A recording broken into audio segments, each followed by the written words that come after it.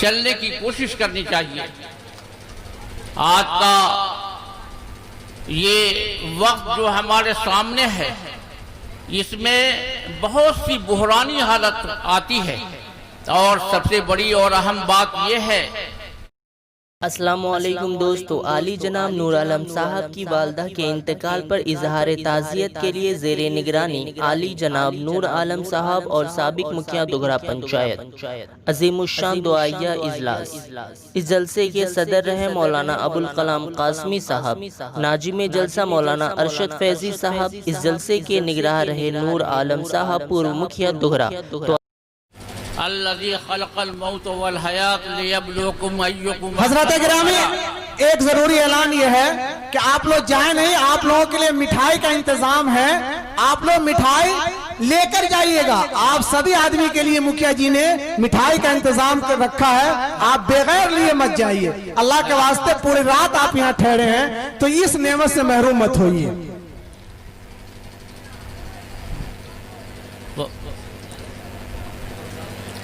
حضرات علماء کرام، دانشوران اعظام،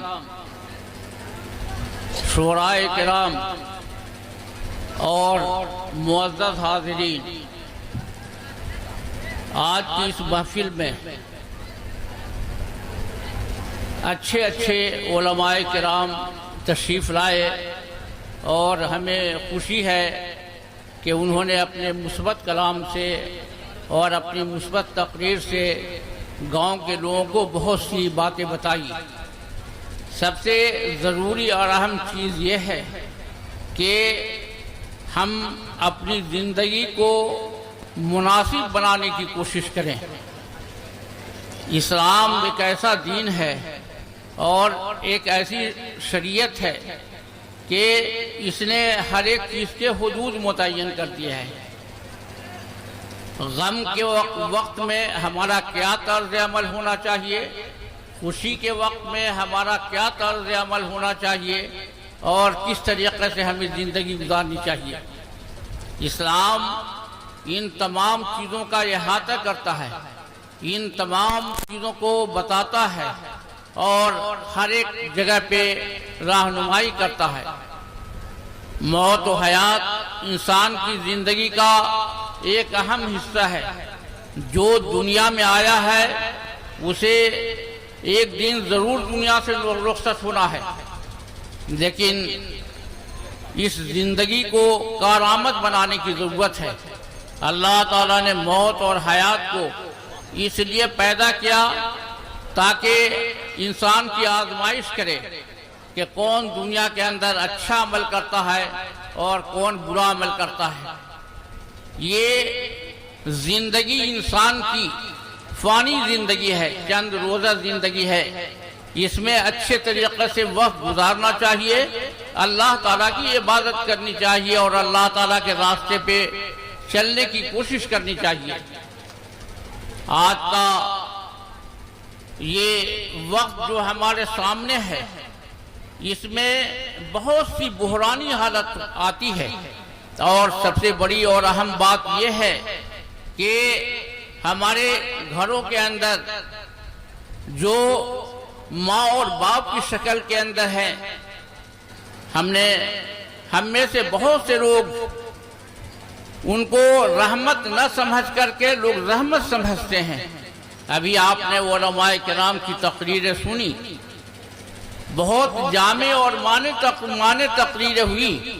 وہ لوگوں نے آپ کو بتایا کہ ماں کی کیا فضیلت ہے، باپ کی کیا حیثیت ہے، کس طریقے سے ہمیں ان لوگوں کے ساتھ رہنا چاہیے اور کس طریقے سے ان کے ساتھ برتاؤ کرنا چاہیے۔ ایک اور بات میں اس موقع پہ یہ کہنا چاہتا ہوں کہ ان تمام چیزوں کا دار و مدار علم اور تعلیم کے اوپر ہے۔ آج پوری دنیا علم کے پیچھے بھاگ رہی ہے۔ اگر ہم نے اپنے آل اولاد کو تعلیم سے واقف نہ کرایا، اسلامی حدود کی انہیں تعلیم نہ دی، انہیں نہ بتایا کہ اسلام ہمیں کیا حکم دیتا ہے اور کس طریقے سے ہمیں زندگی گزارنی چاہیے، تو یقیناً اس سے بہت سے خسارے ہوتے ہیں، بہت سے نقصان ہوتے ہیں۔ آج کے اس دور میں تعلیم بنیادی ضرورت ہے، اس لیے آپ اپنے بچوں کو تعلیم دیجیے، ان کو بتائیے، ان کو سکھائیے۔ ابھی لاک ڈاؤن کا تذکرہ آیا، لاک ڈاؤن جو ہمارے سامنے آیا، تو اس لاک ڈاؤن نے بہت سی چیزوں کے ہمیں تعلیم دی۔ ابھی مولانا انوار اللہ فلک صاحب نے بتایا، اور میں بھی بار بار کہتا ہوں کہ یہ لاک ڈاؤن کا جو زمانہ آیا تو اس نے بہت سی تعلیم ہمیں دی، ہمیں یہ بتایا کہ اگر ایسا موقع آ جائے تو ہم اپنی زندگی کو کیسے گزاریں، ہم اپنی نماز کس طرح ادا کریں۔ عید کی نماز کا جب زمانہ آئے، بقرعید کی نماز کا جب وقت آئے، تو ہمیں کس طریقے سے نماز پڑھنی پڑے گی۔ کم سے کم اس مرتبہ 2 نمازوں کے ذریعے تو ہمیں ٹریننگ حاصل ہوئی، ہم نے سمجھا کہ ہم کس طریقے سے اس بحرانی دور کے اندر اپنی عبادت کو قائم کر سکتے ہیں۔ بہت سے لوگ واٹس ایپ گروپ پہ لکھتے تھے کہ ہمیں خطبہ نہیں یاد ہے، تو بہت سی دفعہ ان کو ہم نے رہنمائی کی کہ آپ ابھی تک خطبہ کے پیچھے پڑے ہوئے ہیں، کہ آپ کو خطبہ یاد نہیں ہے اور آپ خطبہ نہیں پڑھ سکتے ہیں۔ آپ پہلے خطبے میں سورہ فاتحہ پڑھ دیجئے کھڑے ہو کر کے زور سے، اور دوسرے خطبے میں درود شریف پڑھ دیجئے۔ اس سے زیادہ آسان کیا ہوگا؟ یہ خطبہ ہے۔ بہت سی دفعہ ایسا ہوا کہ سننے میں یہ خبر آئی کہ میت کو بغیر جنازے کے دفن کر دیا گیا، حالانکہ اس کا لڑکا موجود تھا، اس کے گھر کے 2-4 آدمی موجود تھے، لیکن وجہ یہ ہے کہ ان کی تربیت نہیں کی گئی۔ جنازے کی نماز پڑھنے کا طریقہ جو ہے وہ ہر کسی کو معلوم ہونا چاہیے کہ خدا نہ خواستہ اگر کوئی ایسی بحرانی حالت آ جائے تو ہم کس طریقے سے اپنے میت کے اوپر نماز جنازہ پڑھیں گے۔ یہ سب تعلیم ہے، یہ سب تربیت ہے، اپنے بچوں کو سکھانا چاہیے، اپنے گھر کے لوگوں کو بتانا چاہیے۔ ہمارے گھر کے اندر کوئی رخصت ہو جاتے ہیں، اس کے بارے میں بھی بات آئی۔ ہم لوگ انتظار کرتے ہیں کہ 10 آدمی جمع ہوں گے تو قرآن خوانی کریں گے، اس سے بھی تو آسان طریقہ ہے۔ ابھی مولانا نے بتایا کہ آپ 11 دفعہ قل ہو اللہ پڑھ لیجئے، درود شریف پڑھ دیجئے اور ایصال ثواب کر دیجئے۔ اگر وہ بھی نہیں ہوتا ہے تو 3 مرتبہ قل ہو اللہ پڑھ دیجئے، درود شریف پڑھ دیجئے، ایصال ثواب کر دیجئے، اور یہ روزانہ کا معمول بنائیے۔ یہ بہت ہی آسان نسخہ ہے۔ اس موقع پہ میں ایک بات اور بھی کہنا چاہتا ہوں کہ یہ ملک جس کے اندر ہم زندگی گزار رہے ہیں، جس کے اندر ہم رہ رہے ہیں، بس رہے ہیں، ہمارے اکابر نے اس ملک کو بہت ہی محنت سے سجایا ہے، بہت محنت سے سنوارا ہے۔ جب انگریزوں کا تسلط اس ملک کے اوپر ہو گیا تو ان لوگوں نے دین کی حفاظت کے لیے بڑی محنتیں کی، مدارس قائم کیے، مکاتب قائم کیے۔ یہ مدارس اور مکاتب کا قیام جو ہے دین کی بقا کے لیے نہایت ہی اہم ہے۔ آپ ان کی آبیاری کیجئے، ان کی حفاظت کیجئے، ان کی ضرورتوں کو پورا کیجئے۔ خدا نہ خواستہ اگر یہ مدارس اور مکاتب یا جن کے اندر ہم دینی تعلیم کا انتظام کرتے ہیں، اگر یہ سب نہ رہے تو بہت ہی بحرانی دور سے آپ کو گزرنا پڑے گا۔ آپ کے دین کو خطرہ ہوگا، آپ کے اسلام کو خطرہ ہوگا، نماز پڑھنے کے طریقے سے آپ محروم کر دیے جائیں گے۔ آپ نے اسپین کی تاریخ کو سنا ہوگا۔ اسپین میں جب اس طرح کی بحرانی حالت پیدا ہوئی تو لوگوں نے قرآن پڑھنا بند کر دیا، نماز سے بے بہرہ ہو گئے۔ لیکن اللہ کا فضل ہے کہ ہمارے اکابر نے بڑی محنت کی ہے اور بڑی محنت کر کے ان تمام چیزوں کو سنوارا ہے، اس لیے اس کی ہمیں حفاظت کرنی چاہیے۔ اس موقع پہ میں یہ بھی کہنا چاہتا ہوں کہ ابھی مولانا دبیر صاحب نے ایک بہت ہی اہم مسئلے پہ گفتگو کی. ہم اس ملک کے اندر رہتے ہیں، اس ملک کی حفاظت اور اس ملک کے ساتھ مل کر کے ہم نے اس ملک کو سنوارا ہے، بنایا ہے، ہمارے اکابر نے بنایا ہے.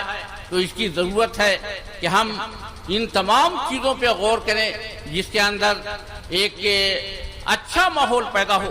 ہندو، مسلم، سکھ، عیسائی جو اس ملک کے اندر رہتے ہیں سب لوگ اچھے طریقے سے زندگی گزاریں. آج ملک کے اندر دستور کی حفاظت کا معاملہ پیدا ہو گیا ہے. ہم اپنے تمام لوگوں سے، ہم اپنے گاؤں کے لوگوں سے یہ درخواست کریں گے کہ آپ ہمیشہ یاد رکھیے کہ یہ ملک کے اندر دستوری حکومت رائج ہے. دستور کے ذریعے ہمارا ملک چل رہا ہے، لیکن بہت سے لوگ اس دستوری حکومت کو ختم کرنا چاہتے ہیں. آپ کی ذمہ داری ہے کہ ہر موقع پہ آپ ہوشیار رہیں، ہر موقع پہ اس کی نگرانی کریں، کوشش کریں اور اس بات کے لیے پورے طور پہ مستعد ہوں کہ جو آپ کے دستور کی حفاظت کر سکے، جو آپ کے ملک کو اچھی طریقے سے چلا سکے، آپ ایسی کینڈیڈیٹ کو اپنے ساتھ رکھیں اور ایسی کینڈیڈیٹ کا انتخاب کریں. سیکولر کینڈیڈیٹ کا ساتھ دیں اور اچھے امیدواروں کو چن کر اگر آپ بھیجیں گے تو آپ کے دستور کی حفاظت ہوگی اور آپ اچھے طریقے سے اس ملک کے اندر زندگی گزار سکیں گے. اس موقع پہ میں یہ بھی کہنا چاہتا ہوں کہ اسلام نے آپ کو حکم دیا ہے کہ آپ معاشرتی زندگی کو بہتر سے بہتر بنائیں. آپ جہاں پہ رہتے ہیں وہ ایک سماج ہے. اسلام یہ چاہتا ہے کہ ایک اچھا سماج بنے، اچھے انسان رہیں. اچھے انسان کے ساتھ جب آپ رہیں گے تو اچھا ماحول پیدا ہوگا. اگر آپ نے اپنے سماج کی آبیاری نہیں کی، اپنے سماج کو ساتھ لے کر کے نہیں چلے اور اپنے سماج کو سنوارنے کی کوشش نہیں کی تو یقیناً بہت ہی خراب ماحول پیدا ہوگا. اور یہی وجہ ہے کہ ابھی آپ کو بتایا گیا، جناب نبی کریم صلی اللہ علیہ وسلم نے ارشاد فرمایا، من را منکم منکرن فلیغیرہ بیدہ وَإِن لَّمْ يَسْتَطِعْ فَبِلِسَانِهِ وَإِن لَّمْ يَسْتَطِعْ فَبِقَلْبِهِ وَذَلِكَ أَضْعَفُ الْإِيمَانِ. جناب نبی کریم صلی اللہ علیہ وسلم نے فرمایا کہ اگر تم کہیں پہ برائی دیکھو تو تمہاری ذمہ داری ہے کہ اگر اللہ تعالیٰ نے تمہیں طاقت دیا ہے تو تم اپنے قوت بازو کے ذریعے اس کو روک دو، اور اگر اس کی استطاعت نہیں ہے تو پھر اس کو زبان سے سمجھاؤ، اور اگر اس کی بھی استطاعت اور طاقت تمہارے پاس نہیں ہے تو دل کے اندر تم اس کو برا سمجھو.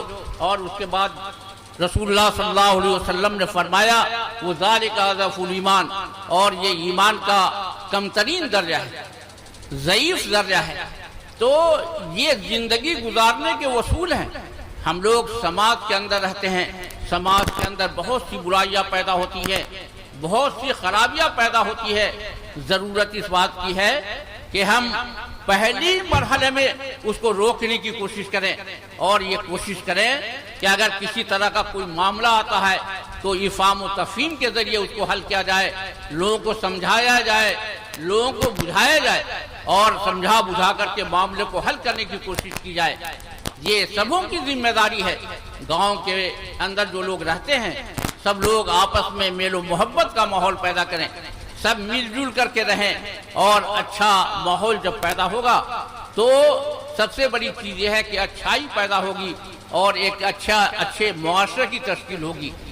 میں اس موقع پہ اس اجلاس کی منعقد کرنے پہ ایک بہترین پیغام دیا ہے. ہمارے علماء کرام جو یہاں تشریف لائے انہوں نے تمام چیزوں کو بتایا کہ آپ کے حدود کیا ہیں، آپ کو کس طریقے سے رہنا ہے اور کس طریقے سے زندگی گزارنا ہے.